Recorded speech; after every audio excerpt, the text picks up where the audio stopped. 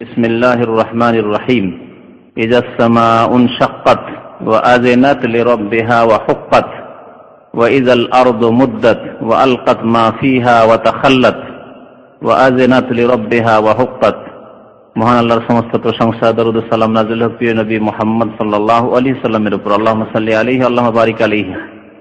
কথা একটু কম করেন। কোরআন তেলাওয়াত করলো কিন্তু অনেকেই কথা বলতে থাকলো, এটা ঠিক নয়। ওয়াজিব যখন কোরআন তেলাওয়াত হবে শোনা, অথচ কানে আওয়াজ যাচ্ছে পিছনে হইলেও। এইরকমই কোরআনের যখন তাফসীর হবে তখন শোনা ওয়াজিব, ফরজ। ওয়াইযা কুরিয়াল কুরআনু ফাসতামিউ লাহু ওয়া আনসিতু লাআল্লাকুম তুরহামুন। যখন কোরআনের তেলাওয়াত করা হবে, সে তেলাওয়াতই হোক আর তাফসীরই হোক, ফাসতামিউ, আল্লাহ বলেন শোনো এবং নীরব থাকো। মানে কথা বলে শুনলে হবে না, দুটি আদেশ, শোনো এবং চুপ থাকো, চুপ থেকে শোনো, তাহলে আল্লাহর রহমত বর্ষিত হবে। লাআল্লাকুম তুরহামুন, তাহলে বড় নেকির কাজ। রহমত পাওয়ার উপায় হচ্ছে যে কোরআন কারীম শোনা, কোরআন কারীমের তাফসীর শোনা, তখন কথাবার্তা না বলা, অমনোযোগী না হওয়া, ডান দিকে বাম দিকে না দেখা, দুনিয়ার কথা আছে পরে করবেন। এরকমই মোবাইল রিসিভ না করা, মোবাইল খুলে খুলে না দেখা, যে কেরিং করছে, ভাইব্রেশনে রেখে আছেন কেরিং করছে দেখি, এসব না করা, এসবগুলি থেকে মুক্ত হওয়া উচিত। আধা ঘন্টা 1 ঘন্টা যদি বন্ধ রাখেন, আমি বারবারই বলি যে 5 বছর আগে পকেটে মোবাইল ছিল না, তা আমরা কি মরে যেতাম না? আমাদের কোনো অসুবিধা হতো? কোনো অসুবিধা হতো না। ওইরকম মনে করেন যে আমি 5 বছর পূর্বে আছি, 5 বছর আগের মানুষ আমি, তো এরকম মনে করলেই হলো একটু আসলে। তো যাক, আসল কথার দিকে ফিরে আসি। তা হচ্ছে সূরা ইনশিকাকের তাফসীর। এই সূরার নাম হচ্ছে সূরাতুল ইনশিকাক।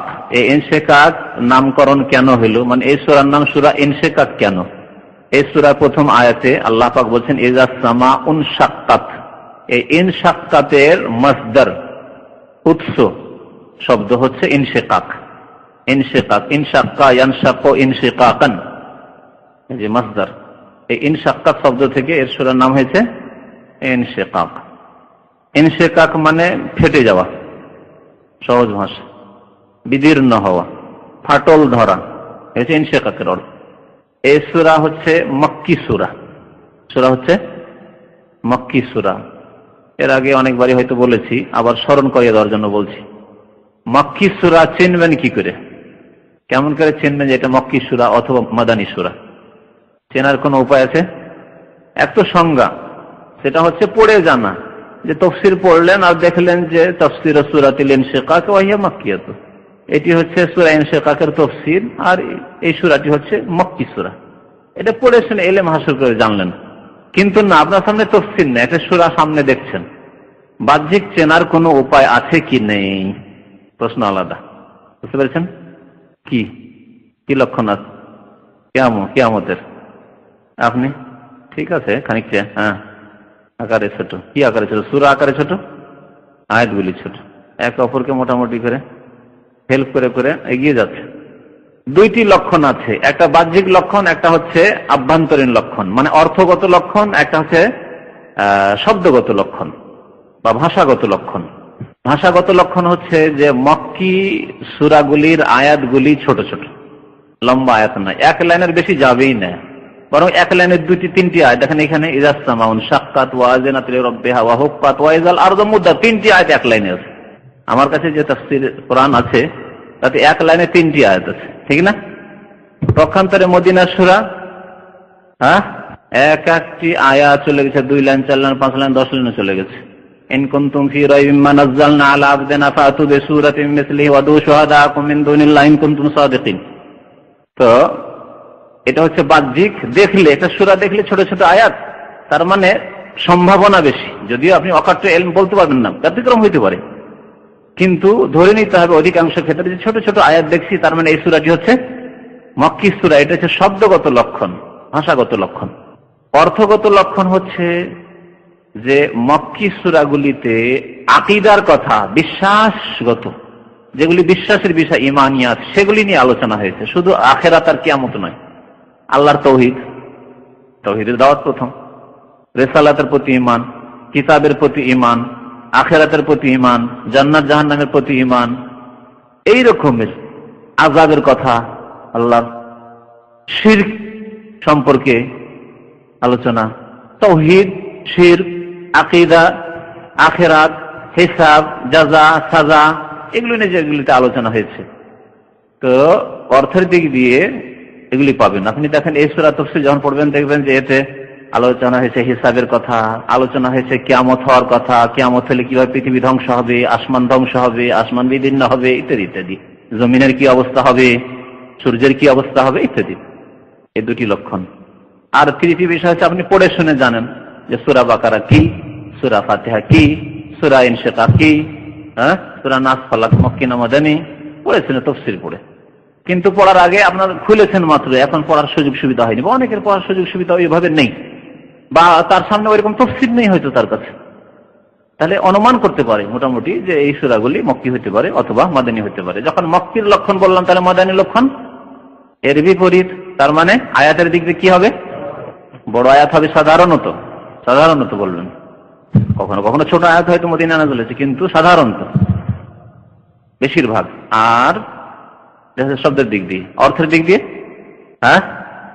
মাসলা মাসাইল বেশি আলোচনা হয়েছে। আছে জান্নাত জাহান্নামের কথা আলোচনা আছে, কিন্তু মাসলা মাসাইলের কথা বেশি রয়েছে নামাজের কথা, যাকাতের কথা, হজের কথা, সিয়ামে রোজার কথা। দেখেন এগুলি কত কোথায় আছে, মাদানী সূরায় আছে। হিজাব, পর্দার কথা ইত্যাদি ইত্যাদি, আরো বিভিন্ন মাসলা মাসাইল, হালাল হারামের কথা, সুদের কথা। তো আসুন এখন তাফসীরের দিকে। আল্লাহ পাক ইরশাদ করেছেন ইজাস সামাউন শাক্কাত, কিয়ামতের পূর্ব অবস্থা, যখন কিয়ামত হবে, পৃথিবী ধ্বংস হবে, যখন আকাশ বিদীর্ণ হয়ে যাবে, যখন আকাশ ফেটে যাবে, আকাশে ফাটল ধরবে, চূর্ণ বিচূর্ণ ওই বিশাল আকাশ, মজবুত আকাশ, কত হাজার হাজার বছর থেকে তৈরি হয়েছে, কখনো রিপেয়ারিং করতে হয়নি, মেরামত করতে হয়নি, কখনো কোন রকমের ব্যতিক্রম দেখা যায়নি যে ভেঙে পড়তে পারে।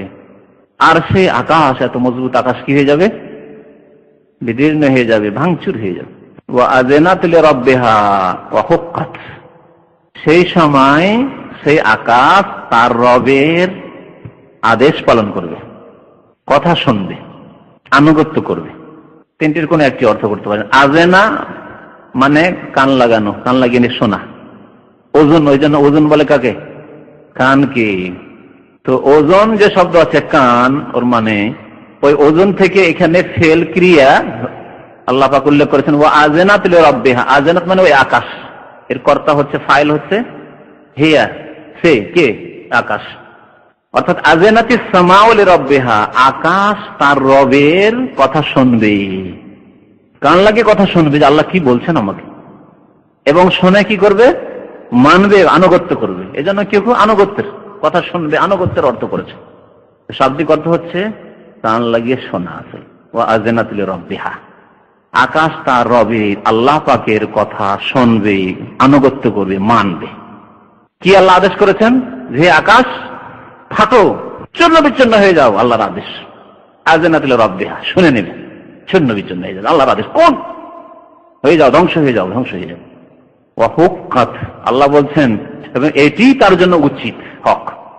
আল্লাহর আদেশ মান্য করা, আল্লাহর আনুগত্য করাই হচ্ছে তার হক। কারণ আল্লাহ সে সৃষ্টি, মানুষের মতো অবাধ্য নয়, নাফরমান নয়, যে মানুষকে আল্লাহ সৃষ্টি করলো আর সিজদা করে কবর মাজারকে, সিজদা করে দেবী দেবতাকে। নামাজ পড়েন, আল্লাহর আদেশ হয় না, আল্লাহকে সিজদা করেন না। আল্লাহ 5 ওয়াক্ত নামাজ ফরজ করলেন সৃষ্টি করার পরে, যে বান্দা তোমাকে আমি আমার ইবাদতের জন্য সৃষ্টি, ওয়া মা খালাকতুল জিন্না ওয়াল ইনসা ইল্লা লিয়াবুদুন, তা আমি নামাজ পড়তে পারবো না, আর পারলে আমি ফজর পড়তে পারি না। আসমান এই কাজ করবে না, এরকম নাফরমান নাই। ওয়া হুক্কাত, এর জন্য এটি হচ্ছে হক, হচ্ছে তাফসীর। তার জন্য এটি উচিত, এটাই তার জন্য হওয়া উচিত যে সে আনুগত্য করবে, তাই সে আনুগত্য করবে। ওয়া ইযাল আরদু মুদ্দাত, আল্লাহ জমিন সম্পর্কে বলছেন যখন পৃথিবী কি হয়ে যাবে, মুদ্দাত মানে সম্প্রসারিত করা হবে। মাদ্দা আমদ্দ মানে টেনে দেওয়া। রাবারকে টানতে দেখেছেন, ছোট্ট হয়ে আছে রাবার, দিলেন টান, বড় হয়ে গেল, এটা বলে মাদ্দা, টানা, টান দেওয়া কোনো জিনিসে। সম্প্রসারিত করা, জমিনকে সম্প্রসারিত করে দেবেন আল্লাহ পাক রব্বুল আলামিন। ওয়া ইযাল আরদু মুদ্দাত, করবেন কে, করা হবে বলা হয়েছে, করবেন কে, আল্লাহ পাক, আল্লাহর আদেশ। হে জমিন তুমি সম্প্রসারিত হয়ে যাও, লম্বা হয়ে যাও, সোজা হয়ে যাও, বিছানার মতো। এই আয়াতের তাফসীরে বিজ্ঞান রয়েছে। উলামায়ে কেরাম তাফসীর করতে গিয়ে বলেছেন যে এই আয়াত দ্বারা বোঝা যায় যে জমিন সমতল নয়, জমিন হচ্ছে গোল। আসল জমিন, পৃথিবী হচ্ছে গোলাকার, পৃথিবী গোলাকার, এটা আপনারা বিজ্ঞানে পড়েছেন, হ্যাঁ, ছোটকালে 2-3 থেকে পড়েছেন। পৃথিবী গোলাকার, যদিও তাতে একটু গোলাকারে সামান্য একটু আছে, তাই না, একটু লম্বা, ডিমের কাছাকাছি, ডিমের মতো আছে। ডিমকে গোল বলবেন, কিন্তু ডিম একেবারে গোল নয়, হ্যাঁ। তারপরে কোন দিকে জমিন স্থল বেশি আছে, কোন দিকে কম আছে। উত্তর দক্ষিণ করে ধরুন পৃথিবীটাকে, ঠিক না? এবং আপনি পৃথিবীর জিওগ্রাফিয়া ম্যাপ যদি সম্পর্কে নলেজ থাকে, তাহলে দেখুন যে কেমন হয়েছে জমিনটার অবস্থা। তারপরে পূর্ব পশ্চিম করে দেখুন এই জমিনটার অবস্থা কেমন আছে। পূর্ব থেকে পশ্চিম বিশাল স্থল, তাই না? জাপান, চায়না থেকে শুরু করে একেবারে ইউরোপ পর্যন্ত, এর উপর পরে আটলান্টিক, তারপরে আবার আমেরিকা, কানাডা, ঠিক না? তাহলে বিশাল জমিন আল্লাহ পাক পূর্ব পশ্চিমে রেখেছেন। কিন্তু উত্তর দক্ষিণে ডিস্টেন্স কম। দক্ষিণ দিকে এমানের পরে চলে যান ভারত মহাসাগর, সাগর আর সাগর, এদিকে আর কোন দেশ আছে? তো এইভাবে আল্লাহ পাক রব্বুল আলামিন জমিনকে গোলাকার করে সৃষ্টি করেছেন। তাকে কি করে দেওয়া হবে? সম্প্রসারিত করে দেওয়া হবে। হাদিসে আছে এর তাফসীর, সেই হাদিসটি যে জমিনকে আল্লাহ পাক কিয়ামতের দিনে কেমন করে দিবেন, যেমন চামড়াকে যারা চামড়া আর কি করে ব্যবসায়ী, তারা কি করে, শুকাতে দেয় পাক করার জন্য, যাতে পচে সরে না যায়। দেখেছেন, টান দিয়ে এখানে এ দিয়ে টান দিয়ে রাখে, জড়ো হয়েছিল, সংকুচিত করা ছিল, চামড়াটাকে খুলে সম্প্রসারিত করে বিছিয়ে দিল আর টান দিয়ে দিল। ওই রকম জমিনে টান দিয়ে দেওয়া হবে, জমিনে গোলাকার আর থাকবে না। আর তখন মানুষ পৃথিবীর এপার থেকে, হাসরের মাঠে বিচার দিবসে, এপার থেকে ওপার সবাইকে দেখবে, কারণ সবাই সমতল অবস্থায় আছে। এরকম অবস্থায় আছে, দেখেন সবাই সবাইকে দেখছি, কিন্তু ঠিক না? কিন্তু যদি জমিনের মতো গোলাকার হয়ে আমরা বসে থাকতাম, এরকম বসে আছি, তাহলে পিছনের লোকেরা হয় ওপর দিকে আছেন, তাহলে আমি নিচে দেখতে পাচ্ছেন না, অথবা আমি ওপর দিকে বসে থাকলে পিছনের লোকেরা নিচে, যে আমি দেখতে পাচ্ছি না।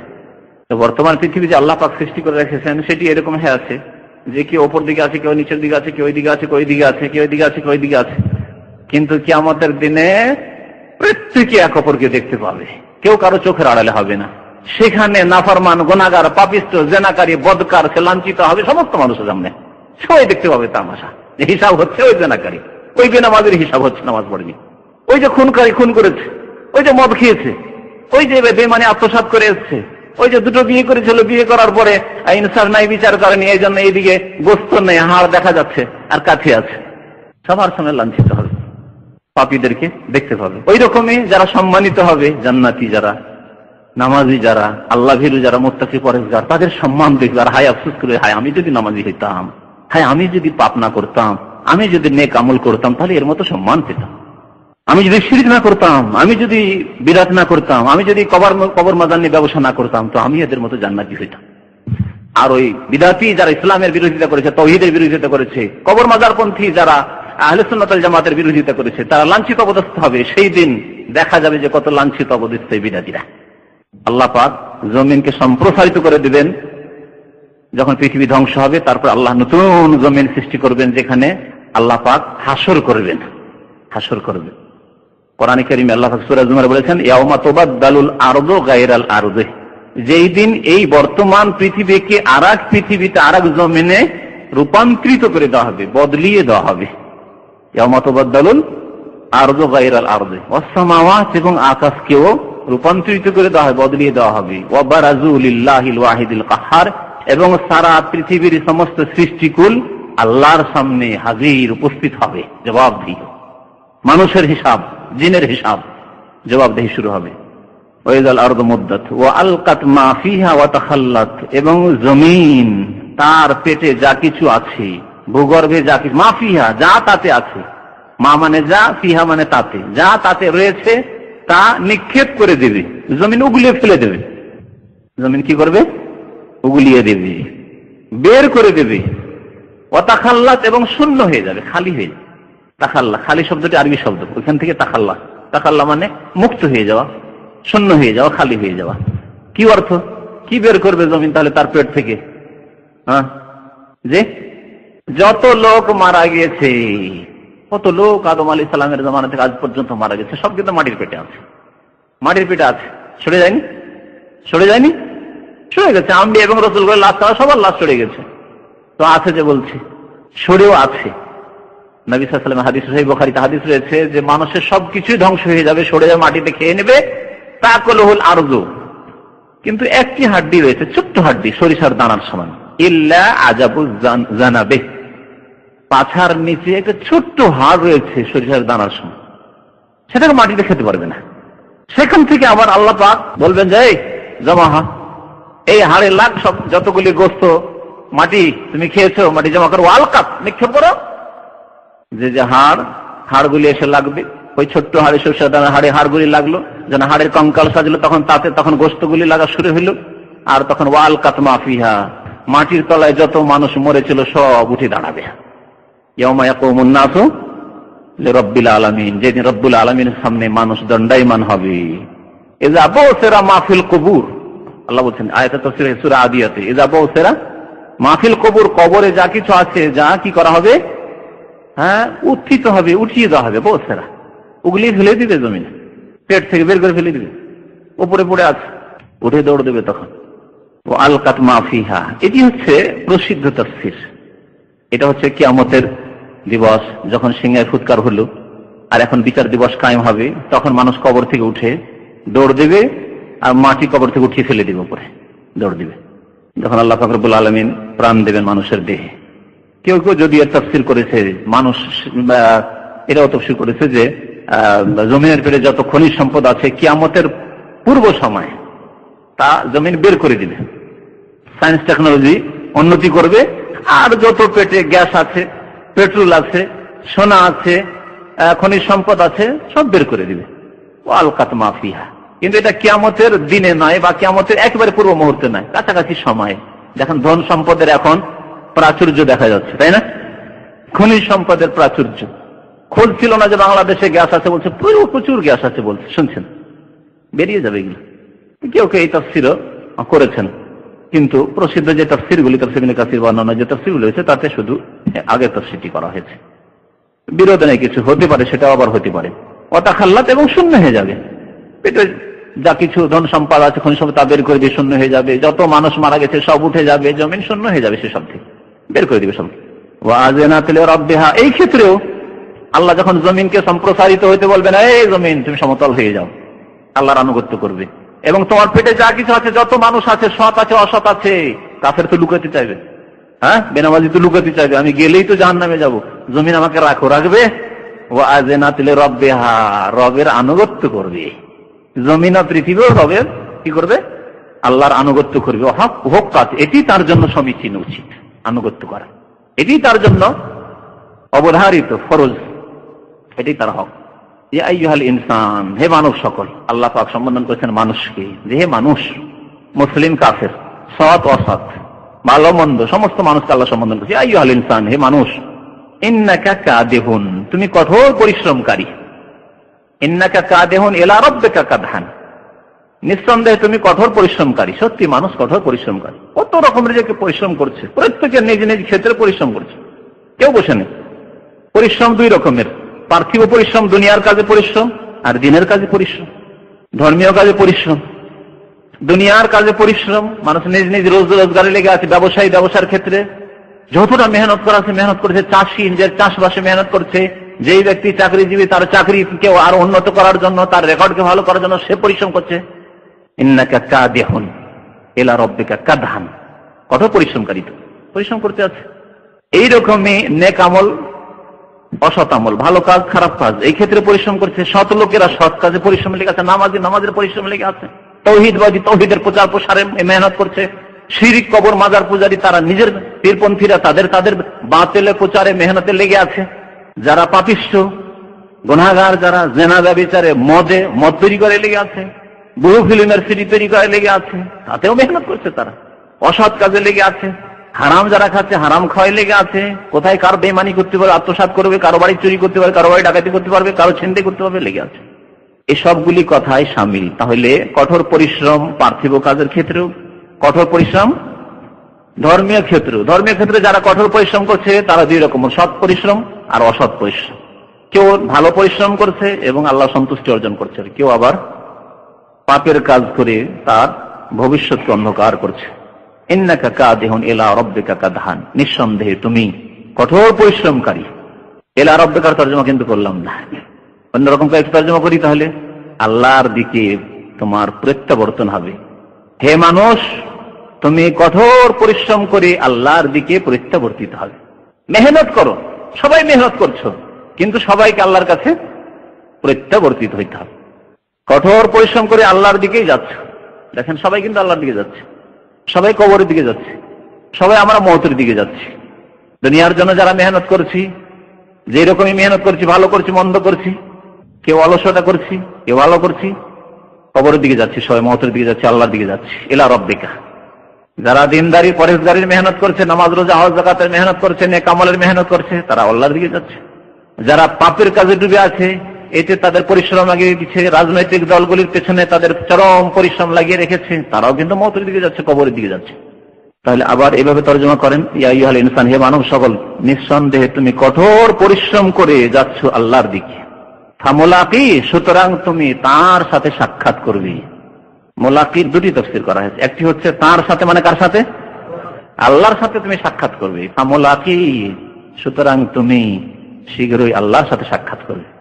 আল্লাহর সাথে শীঘ্রই সাক্ষাৎ করবে। এখনো তো একজন লোকের বয়স 20 বছর, তাহলে যদি সে 70-80 বছর বাঁচে, তাহলে অনেক সময় আছে তো মনে হয়, তাই না? অনেক সময় আছে। এটাকে বোঝানোর জন্য একটা খুব সুন্দর কথা লিখেছেন শাইখ হোসেন রহমতুল্লাহ আলাইহি, যে আগামী যেটা আছে সেটা মনে হচ্ছে আমার অনেক সময় আছে। হয়তো অনেকে যারা দুনিয়াদার মানুষ, দুনিয়ামুখী মানুষ, তারা মনে করছে যে এখনো সময় আছে, এখনো সময় আছে।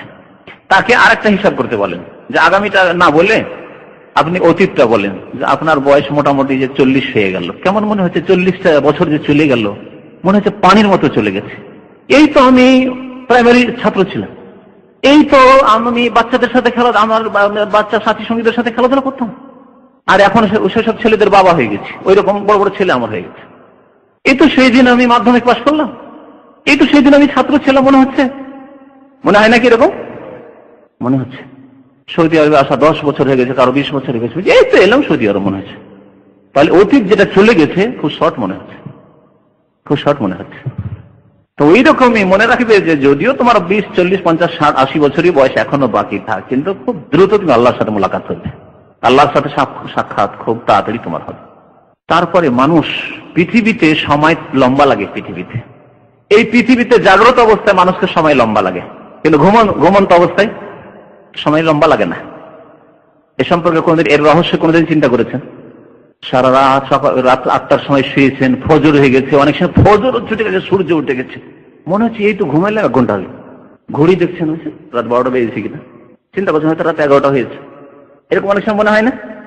কেন? কিন্তু দিন অনেক সময় পার হয় না, জাগ্রত অবস্থায় দিন পার হয় না। রাত্রে যদি ঘুম না আসে তো রাত পার হয় না, আর ঘুমিয়ে গেলে কখন যে রাত পার হয়ে গেছে, ফজর চলে গেছে, সূর্য উঠে গেছে, ডিউটি ছুটে গেছে, গাড়ি চলে গেছে, কোনো হোশ নেই। এমনটা কেন? মানুষ যখন জেগে থাকে তখন দুনিয়ার চিন্তা, দুশ্চিন্তা, টেনশন সব এখানে মগজে, তখন সময় খুব দীর্ঘ লাগে। কষ্টের রাত, শোকের রাত বড় লম্বা হয়ে যায়, দীর্ঘ হয়ে যায়। আমরা ছোটকালে যখন উর্দু পড়তাম তখন উর্দুতে একটা এইরকমই কথা পড়েছিলাম যে মুসিবত কি রাত লম্বি হতি হয়, দুঃখ মুসিবতের রাত কি হয়? লম্বা হয়। স্ত্রী মারা গেছে, ছেলে মারা গেছে, স্বামী মারা গেছে, বা আব্বা মারা গেছে, আম্মা মারা গেছে, ওই রাত রাত পার হয় না, রাত পার হয় না। কিন্তু বাসর রাত, কখন যে ফজর হয়ে গেল, যাদের বাসর হয়েছে তারাই বুঝছে। ঘুমের সময় মানুষ কিন্তু চিন্তামুক্ত, ঘুম চলে এসছে, আর দুনিয়ার কোনো চিন্তা নেই, দুনিয়া থেকে আলাদা হয়ে গেছে, একবারে পৃথক। তখন 10 ঘন্টা ঘুমিয়ে মনে হচ্ছে 1 ঘন্টা হইল, মনে হচ্ছে কি করে ভোর হয়ে গেছে, কি করে আমার সাহারি ছুটে গেল, সূর্য উঠে গেল, নামাজ পেলাম না। বুঝতে পারছেন? এটা যে বাস্তব সত্য, এর প্রমাণ হচ্ছে কাহাফের ঘটনা, আসহাবে কাহাফের, যে আল্লাহ পাক কোরআনে কারীমে ঘটনা বয়ান করেছেন। ওয়ালা বিসুফি কাহাফিন সালাসা মিয়াতিন সিনিনা ওয়াজদাদু তিসা, 300 কত বছর? 309 বছর ঘুমিয়ে থেকে উঠছে, মনে করছে যে যাই খিদে লেগেছে, খাবার নিয়ে আসি, বাজারে কেনার জন্য যাচ্ছে। যুগ চলে গেছে, সেই যুগের লোকেরা মারা গেছে, তারপরে কত যুগ চলে গেছে, কাফের বাদশা ছিল, এখন মুসলিম বাদশা হয়ে গেছে, দেশের কয়েন্স, টাকা পয়সা, সেগুলি সব চেঞ্জ হয়ে গেছে, কারেন্সি চেঞ্জ হয়ে গেছে, কত বম্ব সব, যে কোথা থেকে কোন যুগের, পুরানো যুগের এই টাকা নিয়ে এসছে বাজার করার জন্য, খোঁজ খবরই না। মনে করছে যে কিছুক্ষণ শুয়েছে। ওজাইর আলাইহিস সালাম যখন বেহুশে, আল্লাহ পাক রব্বুল ফামাতাহুল্লাহ মিয়াতা আমিন, আছে না কোরআনে কারীম সূরা বাকারায়, 100 বছর আল্লাহ শুয়ে রেখে দেন মদ দিয়ে, কেমন করে তুহিল মত, আল্লাহ কেমন করে তুমি মৃত্যুকে জীবিত করো? আল্লাহ মত দিয়ে দিলেন, 100 বছর মরে পড়ে থাকলো। তারপর আল্লাহ উঠালেন, আল্লাহ ওঠার পরে জিজ্ঞেস করছেন কালা কামলা বেস্তা হেউ যায়, কতদিন এরকম ঘুমিয়ে থাকলে, শুয়ে থাকলে, মানে মতের অবস্থায় থাকলে? একদিন হবে মনে হয়, আর না হলে অর্ধেক দিন হবে, সকাল থেকে দুপুর অথবা দুপুর থেকে বিকেল, হয়তো এরকম হবে। 100 বছর মরে পড়ে আছে। তারপরে আল্লাহ বলছেন কালা বাল্লা বেস্তা আমি আতা আমি, 100 বছর তুমি নিদ্রায় ছিলে, মরেছিলে, তুমি দেখো অনজর এলাহি মারিকা, দেখো তুমি। বলে রেজাম, ওই যে তোমার গাধা মরে গিয়ে হাড় হাড্ডি গুলো সব পচে চড়ে শেষ হয়ে গেছে, ওই গাধাতে চড়ে এসেছিল আর হঠাৎ তোমার মত এসেছিল। তো দেখছেন, তাহলে মানুষ নিদ্রার অবস্থায় বুঝতে পারে না কত সময় গেল। ওইরকমই মতের পরে কবরে টের পাবে না। বিশেষ করে মুমিন যে আরামের যুগ কাটাচ্ছে, সময় কাটাবে কবরের জীবনে, বারজাখী জীবনে, সে টের পাবে না। কবর থেকে উঠবে মনে করছে একটু আগে তো ঘুমিয়েছি, একটু আগে ঘুমিয়েছি, হিসাব নিকাশের জন্য আল্লাহর দরবারে হাজির। কিন্তু যার আযাব, কবরে আযাব চলছে, মুসিবত কি রাত বড়ি লম্বি হতি হ্যায়, ওর সময় কাটে না। হায় হায় রব্বে আকিমিস সালাত, রব্বে লা তুকিমিস সালাত, এখানে যদি এই মুসিবত, তাহলে আর যে কি হবে, আর যে কি হবে। তো যাই হোক, ফিরে আসি আসল কথার দিকে। তাফসীরে আল্লাহ পাক মুলাকি, তার সাথে সাক্ষাৎ করবে। আরেকটি তাফসীর করা হয়েছে যে নিঃসন্দেহে মানুষ, তুমি কঠোর পরিশ্রম করতেছো আল্লাহ পাকের দিকে, হ্যাঁ, আল্লাহ পাকের অভিমুখে, আল্লাহ পাকের দিকে তুমি যাচ্ছ এবং কঠোর পরিশ্রম করছো, এবং এই পরিশ্রমের সাথে তুমি তোমার আমলের সাথে তুমি সাক্ষাৎ করবে, তোমার সাক্ষাৎ ঘটবে। তুমি যা কর্ম করবে তা তুমি কি করবে, দেখতে পাবে, তোমার সামনে হাজির হবে। তুমি নামাজ পড়ে যাবে, ধার্মিকতার সাথে, তাকওয়া পরহেজগারির সাথে আল্লাহর কাছে যাবে, তোমার মত হবে ফামুলাকি, তোমার নেক আমলের সাথে সাক্ষাৎ ঘটবে তোমার। আর যদি জিনা, ব্যভিচার, পাপ করে, নামাজ ছেড়ে, কুফরি করে, শিরক করে যদি মারা যাও, ফামুলাকি, তার সাথে তোমার সাক্ষাৎ ঘটবে। তাহলে হি জামিরের হয় এর মারজা হচ্ছে আল্লাহ, মানে আল্লাহর সাথে সাক্ষাৎ করবে, আর না হইলে কি কর্ম, ওই যে ইন্নাকা কাদিহুন, তোমার কাদহ মানে মেহনত, পরিশ্রম, তোমার মেহনতের সাথে তুমি সাক্ষাৎ করবে। তো আম্মা মান উতিয়া কিতাবাহু বিয়ামিনি, যেখানে মেহনত দুই রকমের, সৎ এবং অসৎ। সুতরাং এখন সৎ ব্যক্তিদের কথা আল্লাহ উল্লেখ করছেন, তাদের পরিণাম কি হবে, তারপর অসৎ ব্যক্তিদের কি পরিণাম আল্লাহ উল্লেখ করছেন। বলছেন সুতরাং যেই ব্যক্তিকে আমলনামা দেওয়া হবে বিয়ামিনিহি, তার ডান হাতে, মান উতিয়া, যাকে দেওয়া হবে কিতাবাহু, তার কর্মলিপি, আমলনামা। কিতাব মানে হচ্ছে আমলনামা, ফেরেশতারা যে লিখেছেন কর্মলিপি, বিয়ামিনি, তার ডান হাতে। তাহলে নেক লোকদের ডান হাতে আমলনামা দেওয়া হবে। ফাসাউফা ইউহাসাবু হিসাবান ইয়াসিরা, তার সহজ হিসাব গ্রহণ করা হবে। আল্লাহ পাক সহজ হিসাব নেবেন। সহজ হিসাব কেমন করে নেবেন? নবী করিম সাল্লাল্লাহু আলাইহি সাল্লামের হাদিসে রয়েছে, যার আল্লাহ পাই পাই করে হিসাব নেবেন, সেই ব্যক্তির সর্বনাশ হয়ে যাবে, তাকে অবশ্যই আল্লাহ আযাব দেবে, আযাব থেকে রেহাই পাবেন, বা হালাকা, ধ্বংস হয়ে যাবে, সর্বনাশ হবে তার। যদি আল্লাহ পাই পাই করে হিসাব নেই কোনো ব্যক্তির, যতই শত লোক, নামাজি লোক, যতই ধার্মিক লোক, যদি পাই পাই করে এক একটা করে হিসাব না, প্রত্যেক দিনে তোমার হিসাবটা কি করেছ, তাহলে সেই ব্যক্তির সর্বনাশ হয়ে যাবে, আযাব অবশ্যই পেতে। মায়েশা রাদিয়াল্লাহু তাআলা জিজ্ঞেস করলেন, ইয়া রাসূলুল্লাহ, আল্লাহ তো বলছেন ফাসাফা ইউহাসাবু হিসাবান ইয়াসিরা, মুমিনদের যারা ধার্মিক, ভালো মানুষ, সৎ লোক, তাদের তো আল্লাহ সহজ হিসাব নেবেন। তো সহজ হিসাবের তাফসীর, হিসাবান ইয়াসিরা তাফসীরে বললেন নবী সাল্লাল্লাহু আলাইহি ওয়াসাল্লাম, যাকাল আরজ, এটা হচ্ছে শুধু আমলগুলিকে পেশ করা। আল্লাহ জিজ্ঞাসা করবেন না চার্জ করে যে কেন করেছো, অমুক দিনের হিসাব দাও, এত তারিখের হিসাব দাও, এত তারিখের হিসাব দাও, এত তারিখের হিসাব দাও, এইভাবে আল্লাহ জিজ্ঞেস করবেন না তাকে। মুমিন যার ডান হাতে আমলনামা আসবে, তার সামনে আল্লাহ কি করবেন, আরজ করবেন, অর্থাৎ আমলনামা পেশ করবেন, খুলে দেবেন। ওই হাদিসে রয়েছে সহিহ বুখারীতে, আল্লাহ বান্দাকে ডাকবেন, ডান হাতে যে আমলনামা পাবে তাকে, আমলনামা পাওয়ার আগে আর বলবেন, হাল আমেল তাকা, এই কাজটি করেছো, এই কাজটা করেছো, এই কাজটা করেছো, এই কাজটা করেছো, যে ভুলগুলি করেছে, ছোটখাটো ভুল করেছে, এই ভুলগুলি করেছো, বা বড় ভুল করে থাকলে তওবা করেছে, খালেস অন্তর থেকে মাফ হয়ে গেছে, কিন্তু ভুলগুলি করেছে, রেকর্ড আছে, আল্লাহ দেখাবেন।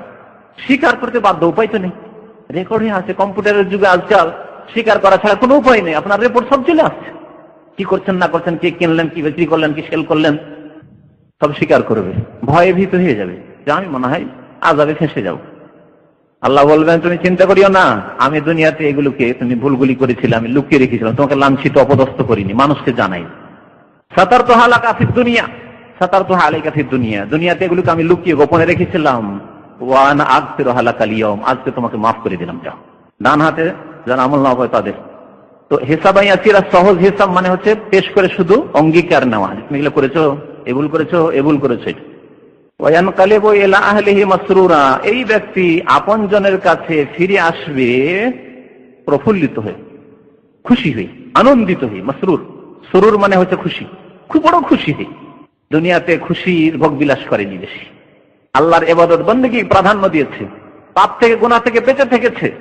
অনেক ভোগ বিলাসের কাজ করতে দেখেছে লোকজনকে, পাপ করতে দেখেছেন, না ওইসবে যাব না, আমি কষ্ট করে জীবন যাপন করবো, এক পয়সা হারাম খাবো না, আমি বিবাহ শাদী করতে পারিনি, কষ্ট করে আমার যৌন চাহিদাকে আমি কন্ট্রোলে করে রাখবো, কিন্তু আমি জিনা ব্যভিচারে লিপ্ত হব না, আমি হারাম কাজ করবো না। দুনিয়াতে কষ্ট করেছে, সেই জন্য আখেরাতে আল্লাহ কি করবেন, তাকে সুখ দিবেন, তার আহাল হুরেইন, আল্লাহ পাক রব্বুল আলামিন তার যে আখেরাতে বিবি দেবেন, সেগুলি কাছে ফিরে আসবে, আপনজনদের কাছে ফিরে আসবে মাসরুরা, প্রফুল্লিত হয়ে, আনন্দিত হয়ে, খুশির চেষ্টায়। আমলনামা ডান হাতে পেয়েছে, জান্নাতি হয়েছে, ভাগ্যবান হয়েছে, খুশি হয়ে ফিরে আসবে। পক্ষান্তরে শুনুন, যে ব্যক্তি দুনিয়াতে খুশি করে নিয়েছে, বেশি অধিক খুশি করেছে, মানে পাপ করার খুশি করেছে, জেনার খুশি করেছে, মদ খাওয়ার খুশি করেছে, হ্যাঁ সুদ খাওয়ার খুশি করেছে, ঘুষ খাওয়ার খুশি করেছে, হারাম উপার্জন করার খুশি করেছে, এই খুশিগুলি ভোগ বিলাস যারা দুনিয়ায় করেছে, পাপ করেছে, নামাজ পড়েনি, নামাজ পড়ে এত সময় লাগে না, নিদ্রার খুশি করেছে, ভোগ করেছে, ইবাদত বন্দেগীর সময়, ফরজ নামাজের সময় নিদ্রা ভোগ করেছে। ও আম্মা মান উতিয়া কিতাবাহু ওয়ারা আযহারিহি, পক্ষান্তরে যাকে আমলনামা দেওয়া হবে তার পিঠের পেছন দিক থেকে, ওয়ারা মানে পেছনে, আর জাহার মানে পৃষ্ঠদেশ, পিঠ, পিঠের পিছন দিক থেকে, পেছন দিক থেকে আমলনামা আসে। অন্য আয়াতে আছে সূরা হাক্কাতে, আম্মা মান উতিয়া কিতাবাহু বিশিমালি, বাম হাতে। তাহলে দুই আয়াতের সমন্বয় কি? হ্যাঁ, বাম হাতে দেওয়া হবে, এটাও ঠিক, আর পেছন দিক থেকে দেওয়া হবে, ওটাও ঠিক। তাহলে পাপিষ্ঠদের, জাহান্নামীদেরকে, যাদের গুনাহ বেশি, তাদের আমলনামা কোত্থেকে আসবে? পেছন দিক থেকে আসবে। আর এইবার বাম হাতে পেছন দিক থেকে, লাঞ্ছিত অবদস্থ করার জন্য। এগুলি আযাব, মানসিক আযাব, মানুষের দৈহিক আযাব হয় আর মানসিক আযাব। আল্লাহ পাক রব্বুল আলামিনের আযাবে মানসিক আযাব আছে, দৈহিক আযাব আছে। একটা আসামিকে খোলা রাখলে সম্মানে থাকলো, বাঁধা, হাত বাঁধা, পা বাঁধা, চোখ বাঁধা, মানসিক আযাবে। যদিও ভালো ভালো খাবার দেওয়া হচ্ছে তাকে, এত সুন্দর ঘর তার ছিল না, হয়তো ফাটা ঘর ছিল, হ্যাঁ পুরনো ঘর ছিল, তোকে পাকা বিল্ডিং এ রেখেছে তাকে জেলখানায়, কিন্তু মানসিক অশান্তিতে আছে। তো মানসিক আযাব আর দৈহিক আযাব বাম দিক থেকে দেওয়া হবে এবং পিছন দিক, বাম হাতে দেওয়া হবে, পিছন দিক। এর কি হবে? ফাসাউফা ইয়াদু সুবুরা, যখন দেখবে যে বাম হাতে আমলনামা আসলো, পেছন দিক থেকে আসলো, তখন সেই ব্যক্তি মৃত্যুকে আহ্বান করবে। সবুর মানে হচ্ছে হালাক, ধ্বংস, ধ্বংসকে আহ্বান করবে, মানে মওতকে আহ্বান। হাই যদি মরে যেতাম, ইয়া লাইতানি কুনতু তুরাবা ওয়া ইয়াকুলুল কাফিরু ইয়া লাইতানি কুনতু তুরাবা, হাই যদি মাটি হয়ে যেতাম, মরে মাটিতে মিশে যেতাম, আর যদি আমাকে জীবিত না করা হইতো, এই হিসাব না হইতো, মত যদি হয়ে যেত। ইয়াদু সুবুরা, মতকে আহ্বান করবে, হাই মরে যেতাম। দুনিয়াতে যখন মানুষের বিপদ আপদ আসে, যাদের ঈমান দুর্বল, তাকদীরের উপর, আল্লাহর উপর, তারা কি করে? হাই যদি মরে যেতাম, হাই যদি মত হয়ে যেত, এই জীবন চাইতে ভালো ছিল। ওয়ায়াসলা সাইরা, এবং প্রবেশ করবে সাইর, অর্থাৎ জ্বলন্ত আগুনে, বা সাইর জাহান্নামের নাম যা বলা যেতে পারে, সাইর নামক জাহান্নাম অথবা জ্বলন্ত আগুনে। সারা মানে আগুনকে জ্বালানো, তো জ্বলন্ত আগুনে প্রবেশ করবে। ইন্নাহু কানা, কেন জাহান্নামে প্রবেশ করবে? কারণ কানা ফি আহলিহি মাসরুরা, নিজ আপনজনদের কাছে পৃথিবীতে অত্যন্ত আনন্দিত ছিল, খুব ভোগবিলাস করেছে, জেনা করেছে, মদ খেয়েছে, খুন করেছে, হারাম কাজ করেছে, সুদ খেয়েছে, ঘুষ খেয়েছে, বড় বড় বাড়ি বানিয়েছে, রাতারাতি বড় লোক হয়েছে, হেরোইন গাঁজার ব্যবসা করেছে। একজন মানুষ বেতন পেয়ে হালাল ইনকাম করে তার চলে যাচ্ছে, 50 বছর চলে যাচ্ছে, নিজের একটা বাড়ি বানাতে পারে না। আর একজন মানুষ হারাম ব্যবসা করে, মদের ব্যবসা, সিনেমা হলের ব্যবসা, আর হিরোইন আর গাঁজার ব্যবসা করে 5 বছরের মধ্যে কোটি কোটি টাকা, টাকা যে কোথায় রাখবে, কোন ব্যাংকে, দেশ বিদেশে, সারা বিশ্বে ছড়িয়ে আছে। খেতে পেত না, রাজনীতি করতে গিয়ে, পলিটিক্স করতে গিয়ে, যখন এমপি হলো, মিনিস্টার হলো, তখন টাকা পয়সার অভাব নেই, আত্মসাৎ করেছে দেশের সম্পদ। ইন্নাহু কানা ফি আহলিহি মাসরুরা, পৃথিবীতে খুব ভোগ বিলাস করেছে, মন্ত্রী ভবনে বসেছে, সরকারি ভবন পেয়েছে, সরকারি খরচে পৃথিবীর সফর করেছে, কম জাতির ধন সম্পদ নষ্ট করেছে, অথচ দেশের গরিব মিসকিন খেতে পায় না, তাদের বাড়ি নেই, ঘর নেই, রাস্তা নেই, ঘাট নেই তাদের। ইন্নাহু কানা ফি আহলি মাসরুর, আগেই যেহেতু সে আনন্দ উৎসব করে ফেলেছে পৃথিবীতে, সুতরাং এখন ওয়াসলা সাইরা, জাহান্নামে। আর যারা পৃথিবীতে কষ্ট করেছে, তারা আখিরাতে পরিবার পরিজন নিয়ে, হুরাইনদেরকে নিয়ে কি হবে? তার আগের আয়াত আল্লাহ কি বললেন? ওয়ানকালিবু ইলা আহলিহি মাসরুরা, নিজের পরিবার পরিজনের কাছে ফিরে যাবে হিসাব নিকাশ পেয়ে, ডান হাতে আমলনামা নিয়ে দৌড় দিবে নিজের পরিবার পরিজনের কাছে। স্ত্রী জান্নাতি তার কাছে দৌড় দিবে, ছেলে মেয়ে জান্নাতি তাদের কাছে দৌড় দিবে, তাদেরকে নিয়ে গলায় লাগাবে আর হিরোইনদের কাছে যাবে। খুশির শেষ নেই। এখন খুশি করবে চিরকালের জীবন, আখেরাতের জীবন, স্থায়ী জীবনে খুশি করবে তারা। ইন্নাহু যান্না আল্লা ইয়াহুর, এই ব্যক্তির ধারণা ছিল, বিশ্বাস ছিল যে সে ফিরে আসবে না আল্লাহর কাছে। আল্লাহর কাছে হিসাব দিতে হবে, নামাজের প্রথম হিসাব হবে, নামাজে ফেল, সবকিছুতে ফেল, এসব বিশ্বাসই করতো না। ওর ধারণাই ছিল না যে আল্লাহর কাছে কোনোদিন আসতে হবে আর ধরা খেতে হবে। ইন্নাহু যান্না, তার এইরকম ভ্রান্ত ধারণা ছিল যে আল্লাহ ইয়াহুরা, সে ফিরে আসবে না। ইয়াহুরা মানে ইয়ারজিয়া, সে আল্লাহর কাছে ফিরে আসবে না। মরার পরে আল্লাহ পাক জীবিত করবেন না, হিসাবে নেবেন না, জবাবদিহি করতে হবে না, জান্নাত জাহান্নাম নেই, এসব খেয়ালই ছিল না। হয় বিশ্বাসই ছিল না কাফেরদের মতো, আর না হইলে এই জাতিগত বিশ্বাস থাকলেও এগুলোর জন্য কোনো কর্মতৎপরতা ছিল না। আজকাল অধিকাংশ মুসলিমদের অবস্থা কিন্তু এরকম, জন্মগত ভাবে মুসলমান, জান্নাত জাহান্নাম এগুলো শুনে থাকি, বাপ মার কাছ থেকে শুনেছি, বড়দের কাছ থেকে শুনেছি, হুজুরদের ওয়াজ মাহফিলে শুনি, কিন্তু এই ক্ষেত্রে কর্মতৎপরতা, কোনো মেহনত নেই যে জান্নাতে লাভ করব, জান্নাত লাভ করব, জান্নাতে যাব, জাহান্নাম থেকে বাঁচবো, এরকম কোন রকমের কর্মসূচি নেই, আমল নেই, ফরজ নেই, ওয়াজিবাত নেই, হারাম থেকে বেঁচে থাকা নেই। তাদের অবস্থা এরকম। ইন্নাহু যান্না, তাদের ধারণা ছিল, কাফের থাকলে একই ছিল যে যাবো না, কোনোদিন হিসাবই হবে না, উঠাবে না। আর মুসলিম হইলেও তাদের এইরকম ধারণা ছিল যে কি এসব কথাবার্তা, আল্লাহ ইয়াহুর, কোনোদিন আল্লাহর কাছে ফিরে আসতে হবে না। বালা, আল্লাহ বলছেন অবশ্যই অবশ্যই ফিরে যেতে হবে। ইন্না রাব্বাহু কানা বিহি বাসীরা, নিঃসন্দেহে তার রব, তার প্রতিপালক তাকে প্রত্যক্ষ করছেন, দেখছেন আল্লাহ পাক যে কি করছো না করছো পৃথিবীতে, এবং আল্লাহ দেখে রেখেছেন, আল্লাহ পাকের ফেরেশতা নোট করে রেখেছেন, আল্লাহর কাছে ফিরে আসতে হবে। হিসাব নিকাশ হবে। ফালা উকসিমু বিশ-শাফাক, লা হচ্ছে অতিরিক্ত, এর মানে না নয়। এই কসমের আগে যতগুলি লা এসেছে কোরআনে কারিমে, সেগুলি হচ্ছে তাকিদের জন্য বা সতর্ক সাবধান করার জন্য, নার জন্য নয়। সুতরাং এর অর্থ কি? ফালা উকসিমু মানে উকসিমু, আমি কসম করি। আল্লাহ বলছেন আমি কসম করি, আমি শপথ করি। বিশ-শাফাক, শাফাক বলা হয় সন্ধ্যাবেলা সূর্য ডুবে যাওয়ার পরে পশ্চিম দিকে যে লাল আভা থাকে, লাল আভা থাকে, লাল হয়ে থাকে পশ্চিম দিক বেশ কিছুক্ষণ ধরে, যতক্ষণ মাগরিবের টাইম। হাদিসে বলা হয়েছে মাগরিবের সময় হচ্ছে সূর্য ডুবা থেকে শুরু করে এলা গিয়াবিশ শাফাক বা হাত্তা ইজা গাবাশ শাফাক, যতক্ষণ পর্যন্ত লাল দিকে লাল হয়ে রয়েছে পশ্চিম আকাশে, ততক্ষণ পর্যন্ত মাগরিবের সময় আছে। যখন সেটা গায়েব হয়ে যাবে, নজর থেকে হারিয়ে যাবে, তখন এশার সময় শুরু হয়ে গেছে। হ্যাঁ, সন্ধ্যা লালিমা বললেন, সন্ধ্যা লালিমার অর্থ করেছে, এর আর একটা অর্থ করেছে। হ্যাঁ, অস্তরাগ মানে সূর্য অস্ত হচ্ছে, ওই অস্তরাগ, অস্তযুক্ত রাগ, কথা বুঝতে পারলেন? আর আমি যে ভাষাটা বুঝালাম ওটা অন্য তাফসীর থেকে, যেটা খুব সহজ বুঝতে, যে পশ্চিম শাফাক মানে হচ্ছে আল হুমরা বাদাল গুরুব, তো হোমরাটাকে বলে লাল, হঠাৎ লাল আভা বলা হয় আমাদের সহজ ভাষা। পশ্চিম দিকে লাল আভা সূর্য ডুবে যাওয়ার পর, এর আমি শপথ করছি, আল্লাহ বলছে এই সময়ের বা ওই লাল আভার আমি শপথ করছি। ওয়াল্লাইলি, এবং রাতের শপথ করছি। অমাওয়াসাক, এবং রাতে যেসব বস্তুর, যেসব জিনিসের কি হয় সমাবেশ ঘটে। ওয়াসাকা মানে জামা, রাত যেসব জিনিসকে একত্রিত করে, মানে রাতে যেসব জিনিসের সমাবেশ ঘটে। রাতে কিসের সমাবেশ ঘটে? চাঁদ। হ্যাঁ, শুধু চাঁদ। রাতে প্রত্যেকে নিজে নিজের ঘরে বাসায় ফিরে আসে। তাহলে আল্লাহ পাক এই আয়াতে প্রত্যেক প্রাণীর, প্রত্যেক মাখলুকের কসম করেছেন। রাত হলে আপনি বাড়ি ফিরে আসেন, আমি বাড়ি ফিরে যাই, সবাই কাজকর্ম শেষ, রাত হয়েছে, বাড়িতে টান দেন, সব ঘরে ঘরে ঢুকছেন। হ্যাঁ, মোরগ মুরগি দেখবেন সারাদিন চড়ছে চড়ছে, যেমনই সন্ধ্যা হয়েছে সব মুরগির, আমরা কি বলি বলবে, কি বলে, খোয়ার, খাঁচা, সহজ ভাষা খাঁচা, ঠিক বলে। দেখেন, তারপরে যেসব আর অন্যান্য প্রাণী, পাখি নিজের গাছে বাসা আছে, বাসা ফিরে আসছে। তারপরে সাপ বিচ্ছু নিজের ঘরে ফিরে আসছে, বা যেগুলি হয়তো দিনে চরে না রাত্রে চরে, সেগুলি বের হচ্ছে, সকাল হলে ঢুকছে যে আমার দিনে ভয় আছে। তো ওয়াল্লাইলি ওয়ামা ওয়াসাক, এ হচ্ছে ব্যাপক কসম, কিন্তু রাতের শপথ, এবং রাতে যেসবের সমাবেশ ঘটে। রাতে যা কিছু আসে সব আপন আপন জায়গায় রাতে আসে, বিভিন্ন জায়গায় বিক্ষিপ্ত ছড়িয়ে ছিটিয়ে আছে, রাত হলে এসে হাজির নিজের নিজের বাড়িতে, নিজের নিজের বাসায়। ওয়াল কামারে ইযা তাসাক, এবং কিসের কসম? চন্দ্রের শপথ, চন্দ্রের কসম। ইযা তাসাক, যখন তা পূর্ণতা লাভ করে। ইত্তাসাকা মানে যেই দিন পূর্ণিমার চাঁদ হয়ে যায়, ধীরে ধীরে বাড়তে বাড়তে একবারে চিকন হয়েছিল, মোটা হতে হতে হতে হতে হতে পূর্ণতা লাভ করলো, মানে যেটাকে আল বদর বলে। আল বদর মানে পূর্ণিমার চাঁদ। যখন চাঁদ পূর্ণিমার হয়ে যায় তার কসম, সেই সময়ের কসম।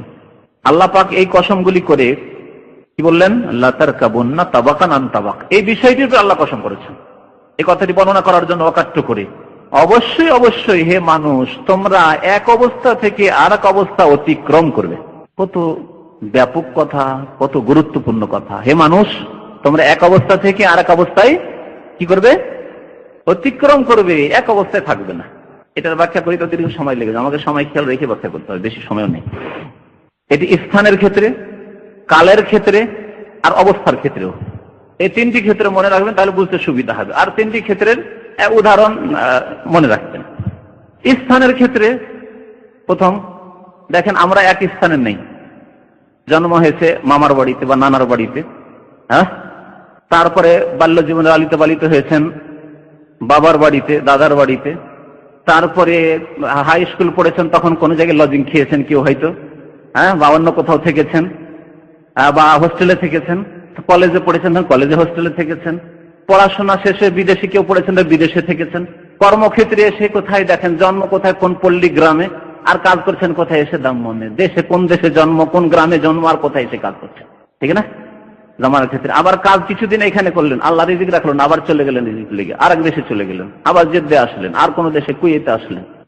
আল্লাহ পাক কি বলছেন? যে মানুষ, তোমাকে এমন করে সৃষ্টি করেছি, তুমি এক অবস্থা থেকে আর এক অবস্থায় কি করবে? অতিক্রম করবে। স্থানের ক্ষেত্রে বুঝতে পারলেন? স্থানের ক্ষেত্রে কেমন করে আমরা এক অবস্থা থেকে আর এক অবস্থা অতিক্রম করছি?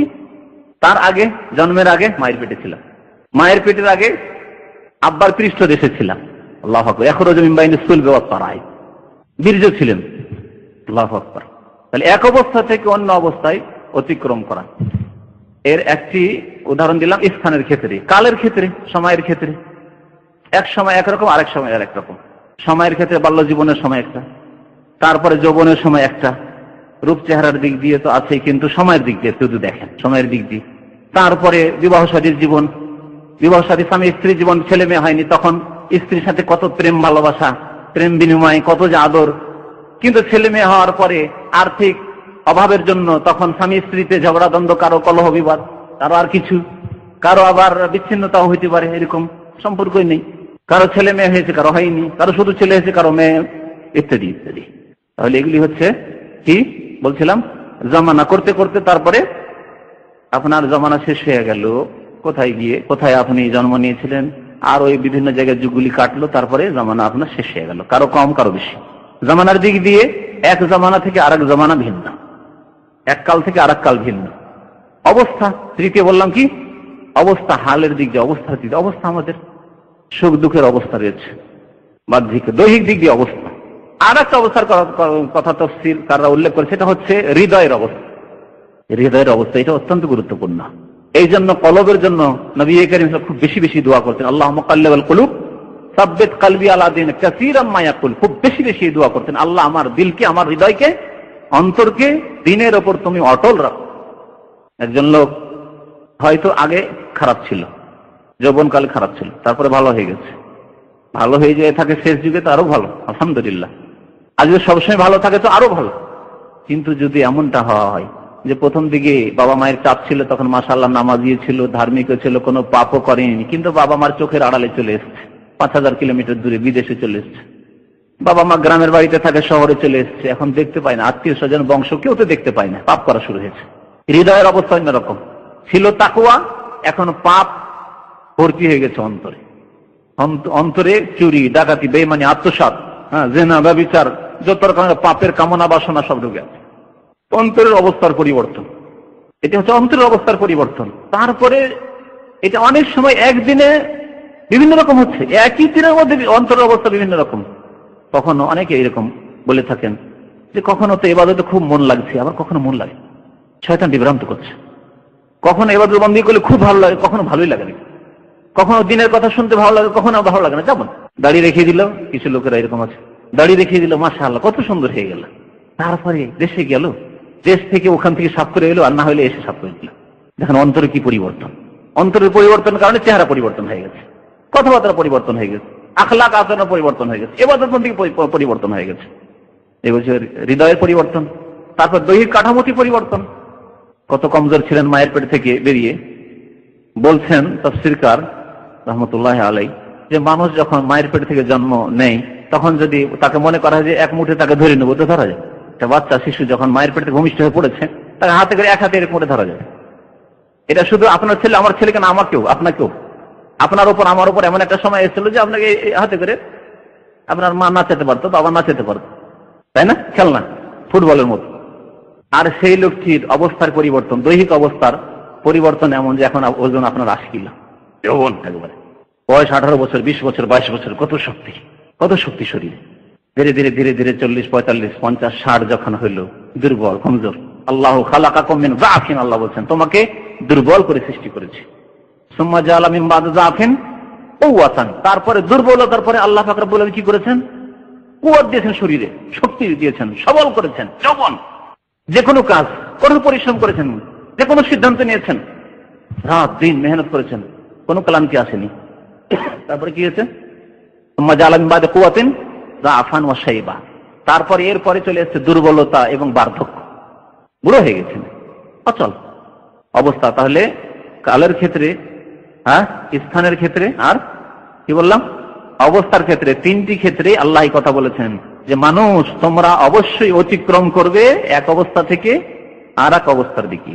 এটি হচ্ছে মানুষের জীবন। আসলে ফামা লাহুম লা ইউমিনুন, তাদের কি হয়ে গেছে আল্লাহ বলছেন, জিজ্ঞাসা করছেন কি হয়ে গেছে মানুষের যে তারা ঈমান নিয়ে আসে না, কুফরি করে, নামাজ পড়ে না, শিরক করে, কেন ঈমান সুন্দর করে না তারা? ওয়াইজা করিয়া আলাইহিমুল কুরআনু লা ইয়াসজুদুন, এবং তাদের উপর কোরআন তেলাওয়াত করা হলে তারা সিজদা করেন। কাফেরের সামনে যদি কোরআন তেলাওয়াত করা হয় তো সিজদা করবে? করবে না। এটি ছিল কাফের মুশরিকদের আচরণ নবী সাল্লাল্লাহু আলাইহি ওয়াসাল্লামের জামানায় যখন কোরআন নাযিল হইতো। সুতরাং মুমিনদের সামনে যদি কোরআন তেলাওয়াত করা হয় আর সিজদায় তেলাওয়াত আসে তাহলে কি করতে হবে? সিজদা করতে হবে। এই আয়াতের আলোকে ইমাম আবু হানিফা এবং ইমাম ইবনে তাইমিয়া রাহমাতুল্লাহ আলাইহি সিজদা তেলাওয়াতকে ওয়াজিব বলেছেন, যদিও অধিকাংশ উলামায়ে কেরাম বলছেন সিজদা তেলাওয়াত ওয়াজিব নয়। ইমাম শাফি, মালিক, আহমদ এবং বাকি মুহাদ্দিসিন সবাই বলেছেন যে সিজদা তেলাওয়াত হচ্ছে সুন্নাতে মুআক্কাদা। তাদের দলিল বুখারী শরীফের হাদিস, ওমর রাদিয়াল্লাহু তাআলা আনহু একবার সিজদার আয়াত তেলাওয়াত করলেন আর সেদিন সিজদা করলেন, আরেকদিন সিজদা তেলাওয়াত, সিজদার আয়াত তেলাওয়াত করলেন, তারপরে তিনি বক্তব্য খুতবা দিতেই থাকলেন, সিজদা তেলাওয়াত করলেন না। আর সবাইকে বললেন যে দেখো তোমাদের অনেকেই তাকাচ্ছ আর চিন্তা করছো আমি সিজদা তেলাওয়াত কেন করলাম না, তোমাদেরকে শিক্ষা দেওয়ার জন্য যে এটি হচ্ছে সুন্নাহ, এটি ফরজ না, আল্লাহ ফরজ করেননি।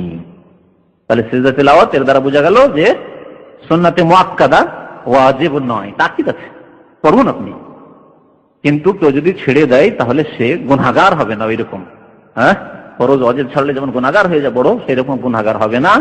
এবং যখন এই বক্তব্য রাখলেন ওমর রাদিয়াল্লাহু তাআলা আনহু, সাহাবায়ে কেরামরা চুপ থাকলেন, তার মানে ইজমা, ঐক্যমত হয়েছে, কেউ বিরোধিতা করেননি। যদি শরীয়ত বিরোধী মাসলা হতো তাহলে সবাই প্রতিবাদ জানাতেন, না আপনি ভুল বলছেন, ওয়াজিব কাজ কেমন কাজ ছেড়ে দিলেন আপনি, আমরা ছাড়বো না। তা করেননি। সহি মাসলা হচ্ছে যে সিজদা তেলাওয়াত কি সুন্নাতে মুআক্কাদা। তবে সিজদা না করা যেহেতু কাফেরদের সাদৃশ্য, সেজন্য আমরা বাঁচার চেষ্টা করব, ওইরকম করবো না যে সিজদার আয়াত তেলাওয়াত হবে আর করবো না, আর সিজদা তা অবশ্যই করবো। সুতরাং এখন যখন তাফসীর করা শেষ হবে, যে এখানে আমাকে সিজদা করতে হবে বা আপনাকে সিজদা করতে হবে, এই ক্ষেত্রে সিজদা যিনি তেলাওয়াত করবেন তিনিও করবেন, আর যারা শুনবেন তারাও কিন্তু সিজদা তেলাওয়াত করবেন, সিজদা করবেন। শেষখানে যখন তাফসীর শেষ হয়ে যাবে সবাই সিজদা করে নেবেন। এই সিজদা করার সুন্নত তরিকা হচ্ছে আল্লাহু আকবার দিয়ে সিজদা যাওয়া, আর সিজদার পরে তাকবীরও নেই, সালামও নেই। সিজদার পরে অনেকে ডানে বামে করে, এই নেই।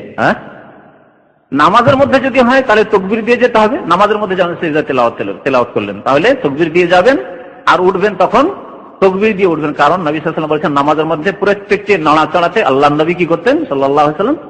তাকবীর দিতেন। কিন্তু নামাজের বাইরে যাওয়ার সময় তাকবীর দেওয়ার কথা ওলামা উল্লেখ করেছেন, কিন্তু ওঠার সময় তাকবীরও নেই এবং সালামও নেই। তো আল্লাহ পাক বলছেন যখন কোরআন তেলাওয়াত করা হয় তখন কাফেরদের আচরণ হচ্ছে যে তারা সিজদা করে না। বালিল্লাযিনা কাফারু ইউকাযযিবুন, বরং কাফেরদের চরিত্র হচ্ছে যে মিথ্যা মনে করা, ইউকাযযিবুন মিথ্যা প্রতিপন্ন করা, আল্লাহকে মিথ্যা মনে করা, আল্লাহর কিতাব কোরআনকে মিথ্যা মনে করা, আল্লাহর বিধানকে মিথ্যা মনে করা, রাসূলকে মিথ্যা মনে করা, সত্যকে হককে মিথ্যা মনে করা, তাওহীদকে মিথ্যা মনে করা। ওয়াল্লাহু আ'লাম বিমা ইউউন, এবং আল্লাহই ভালো জানেন যে তাদের অন্তরে কি লুকায়িত আছে।